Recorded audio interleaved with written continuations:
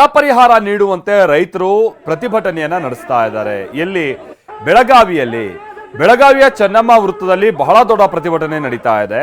ಈ ಸಂದರ್ಭದಲ್ಲಿ ಕೇಂದ್ರ ಹಾಗೆ ರಾಜ್ಯ ಸರ್ಕಾರದ ವಿರುದ್ಧವಾಗಿ ರೈತರು ಘೋಷಣೆಯನ್ನ ಕೂಗಿ ತಮ್ಮ ಸಿಟ್ಟನ್ನ ವ್ಯಕ್ತಪಡಿಸ್ತಾ ಇದ್ದಾರೆ. ಸಾಲ ಮನ್ನಾ ಮಾಡಿ ಬರ ಪರಿಹಾರವನ್ನ ಕೊಡಿ ಅಂತ ಪಟ್ಟು ಹಿಡಿದಿದ್ದಾರೆ. ರೈತರ ಸಂಕಷ್ಟಕ್ಕೆ ನೀವು ಸರಿಯಾಗಿ ಸ್ಪಂದಿಸ್ತಾ ಇಲ್ಲ ಅಂತ ತಮ್ಮ ಸಿಟ್ಟನ್ನ ವ್ಯಕ್ತಪಡಿಸ್ತಾ ಇದ್ದಾರೆ.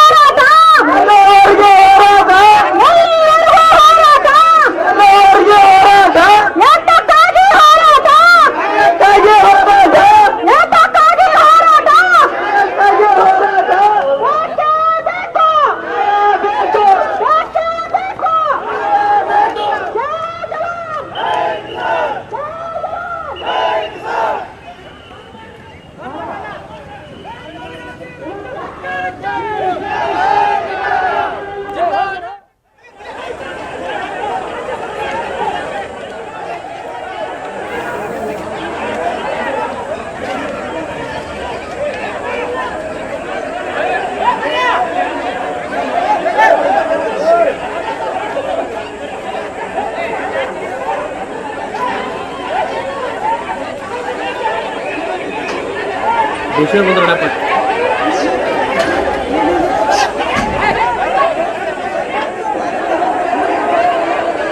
बंद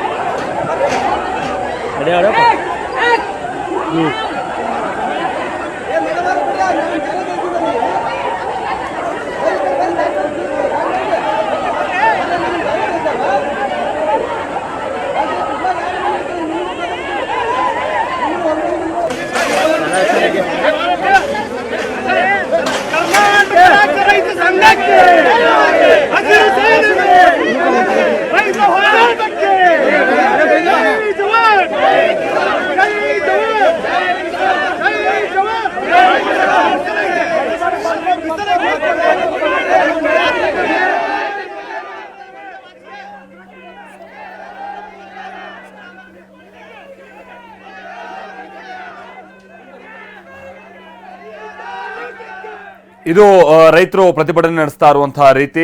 ಯಾಕಂತಾದ್ರೆ ಕರ್ನಾಟಕದ 200ಕ್ಕೂ ಹೆಚ್ಚು ತಾಲೂಕುಗಳು ತೀವ್ರ ಬರ ಪೀಡಿತ ಅಂತ ಈಗ ಆಲ್ರೆಡಿ ಘೋಷಣೆ ಆಗಿದೆ. ಬಹಳಷ್ಟು ಮಂದಿ ರೈತರು ಈ ಬಾರಿ ಬೆಳೆ ಕಳ್ಕೊಂಡು ಕಂಗಾಲಾಗಿದ್ದಾರೆ. ಇಂಥ ಟೈಮ್ನಲ್ಲಿ ರಾಜ್ಯ ಸರ್ಕಾರ ಹೇಳ್ತಾ ಇದೆ ಕೇಂದ್ರ ಸರ್ಕಾರ ಸ್ಪಂದಿಸ್ತಾ ಇಲ್ಲ ಅಂತ.